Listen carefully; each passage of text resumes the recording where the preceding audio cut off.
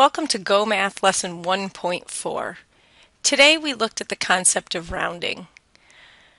When we look at rounding, we sometimes take a look at the halfway point. In this instance, the distance between 200,000 and 300,000 is split with a halfway point of 250,000. So if I'm going to look at this number, 255,113, I know that it falls somewhere on the number line here. So any number that is halfway or greater rounds up to 300,000. If my number landed less than halfway, it would stay at 200,000. So we're looking at this problem, looked at the nearest 100,000, so we were looking for which 100,000 it was closer to. Let's take a look at number 3. They're asking us to round to the nearest 10,000, and they indicated that by underlining the digit. What I've asked the students to do is underline the digit that we're rounding to and everything to the left.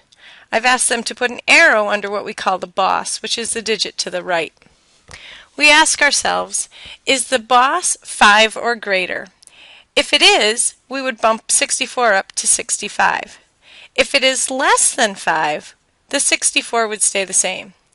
1 is less than 5, so the 64 stays the same, and all of the digits to the right of the underlined number become zeros. We place our comma last. So 641,264 rounded to the nearest 10,000 is 640,000. Taking a look at this one, they want us to round to the nearest 100,000s. So the 2 is underlined. We place a boss under the 3.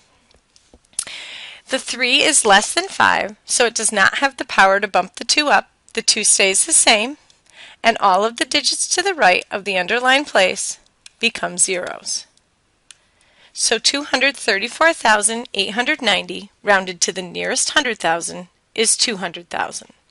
That makes sense because 234, if we go back up to our number line here, is less than the halfway point. So it would stay at 200,000. Let's take a look at number 7. They're asking us to round to the nearest 10,000. So we underline the 8 and the digit to the left. We put an arrow under the boss, the 4. The 4 is less than 5, so it does not have the power to bump the 28 up. So the 28 stays the same, and all of the digits to the right become zeros. Number 8 is an interesting problem, and this is why we underline the whole thing and not just the digit we're rounding. They're asking us to round to the nearest thousands place, so we underline the 9 and the digits to the right. We put an arrow under our boss. This time the boss is greater than 5, so it does have the power to bump our digit up. Since we can't put a 10 in, we look at the whole number.